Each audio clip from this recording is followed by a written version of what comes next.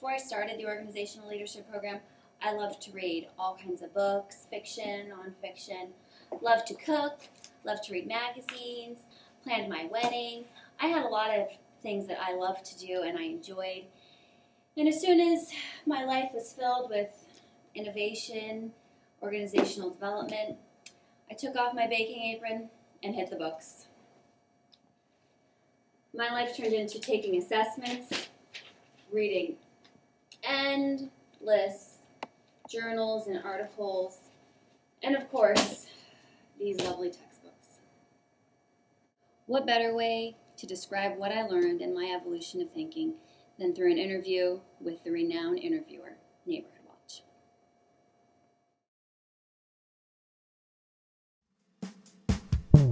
He's always watching and he's looking for clues. He's gonna find you if you're spreading false news. Ding dong, he's on. Ding dong, he's on. Ding dong, he's on. Some people barely even cover the news.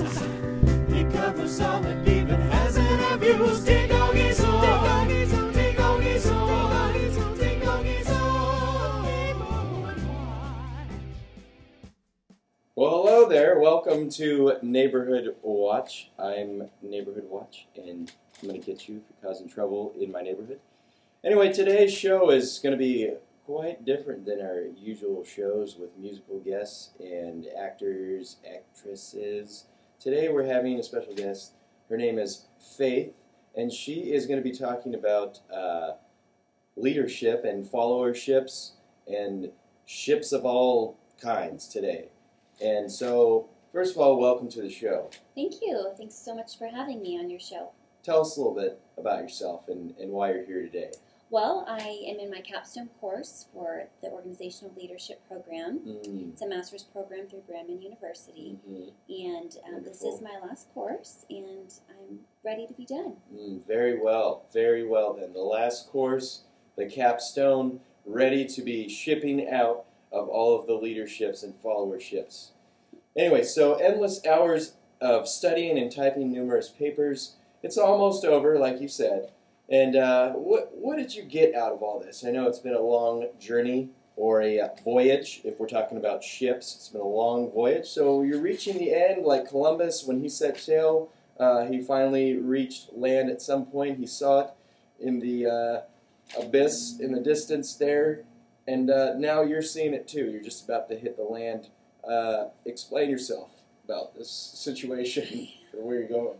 Well, you know, throughout the program there have been several components that have really triggered my thinking patterns and things that I've really appreciated throughout the program. The first thing is the opportunity that we had to apply theories of leadership into our everyday lives.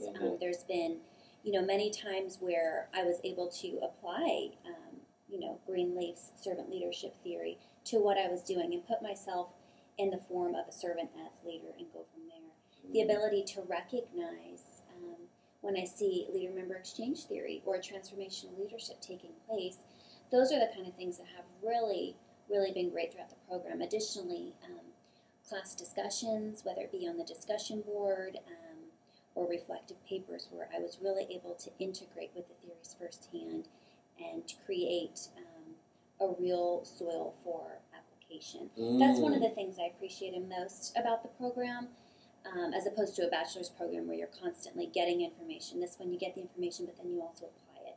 And that's been a great learning tool for me. So I've really appreciated that. And just the awareness of leadership around you. Yeah. It's good to be able to apply the things that you learn. And it's also good to have good soil, like you were saying, because things don't tend to grow very well in bad soil.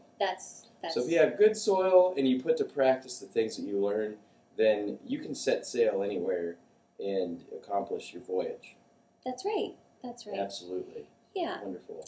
So, you know, there's been other things that have really adjusted my way of thinking and the patterns of thought I had toward leadership. One of those aspects you've already mentioned is followership. Followership. The word of the day, by the way, is followership. Yeah, you know, prior to the program, I did not know that followership was a word. I don't think it is, but if you add a ship to anything, then it becomes a word, apparently. Yes, so followership, you know, you have the leader, you have the group of people following, the followers, and then you have shipping. the common goal, and that makes up the whole leadership process. And the importance of the followers is something that has really spurred me on.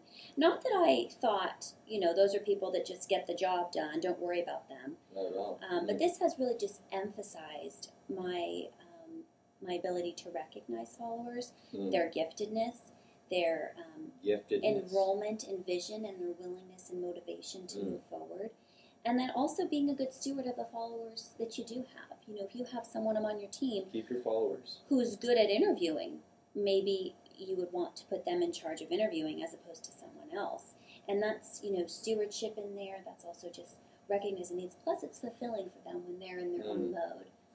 Definitely. Yeah. Definitely so fulfilling. that's one aspect that has really enabled my thinking and changed my thought pattern is followership. Okay, so we just talked about followership, and now we're going to talk about another ship, leadership, correct? Yes, leadership is obviously the central focus of the organizational leadership program. It's the one everyone's familiar with. And, while it may seem elementary, just the overall concept of leading has really spurred me on.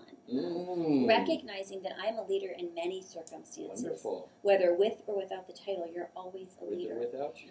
There's people watching you, whether it be There's peer always leaders. people watching you, so don't cause trouble in my neighborhood. And just recognizing that you have an ability to lead in a variety of capacities, and you're constantly doing that, which has really been, like I said, while it seems simple, that has really transformed my view of leadership through the program. That's wonderful. Now, there's a few things I wanted to talk about today. And one of them, as you can see, we have these stacks of books right here. I believe these are your books? These are some of my books from the program. I have several. Okay, I thought I saw one of mine in there. But anyway. No, these are all mine. There's a book here called A Whack on the Side of the Head by Roger von Owich. And he writes about specific things having to do with ideas that hit you over the side of the head. Now, just real quick here, just so you get an idea of what you might be getting yourself into if you thought maybe I should enroll in this program. There's a picture of a guy coming out of a guy's head right there. There's a lot of illustrations in here. Another one is, we can't show that one on TV. But this one looks like Napoleon riding a horse. That's not really that big of a deal, but when you start looking through it some more, here we go. There's a cat. There's a cat with an eagle and different things. Now, explain what this is all. What is this? That text was actually from the Leadership and Innovation course, and that course has actually also really inspired me. Every organization is built on an idea. The idea is the premise, the foundation for something, and an idea brings vision, it brings motivation, it brings passion, and it brings people together. So that's part of the team building experience, is that idea, and understanding how an idea comes from the birth to the death of ideas. Here we go. This book right here. Understanding that process is very important because all ideas run its course, and that integration into leadership is essential because, like I said, every organization is built on some type of idea. So that book was more of a reference book. I may be selling that one on Amazon. You may be. I didn't use it that often. I did read it, but I didn't use it that often in the course. I've noticed it's full of some great illustrations, great quotes. Oh, there's one more I really like. This head sitting on a chair. It's a very great illustration. Yeah. Now, there's some great quotes in here. One of my favorite quotes in this whole book is, the amount a person uses her imagination is inversely proportional to the amount of punishment she will receive for using it. It's just a powerful statement in there. It's very true. There are some bold statements in the book. It's very true. And there is a lot of truth to it. So. It is. It's business brilliance is what it is. Business brilliance. That's what USA Today said. BB. Okay. Now, we're moving on. So now that you've finished all these books and the class and the degree program what do you do now? Well, I think overall in the program, I really aspire to be a leader of high character. That's one thing that is definitely something that I want to focus on. And there's 3 ways that I want to do that. The first is 3, yeah. The first is an attitude of service within my leadership, really putting myself in the shoes of a servant while I lead my followers, while I work with peers, while I integrate, my theories. Have that servant attitude. That's right. 1. The second one is inspiring followers to meet their goals and also meeting their needs. I think, like I mentioned before, followers are really the bulk of an organization, and really working with them and inspiring them is something that I want to do. Inspiring the followers. Yes, and lastly, throughout the course, I've also been able to develop my personal leadership philosophy. So I know what my core values are. Philosophizing. I know what my ethical framework is. I know how to integrate all these theories into my personal leadership. And that has given me the confidence and the ability to move forward when I lead. So I really appreciated that. So, the beauty of leadership is that even though I'm done with the course, I will still grow and develop and progress in my leadership. Because it's ongoing. It's an ongoing process.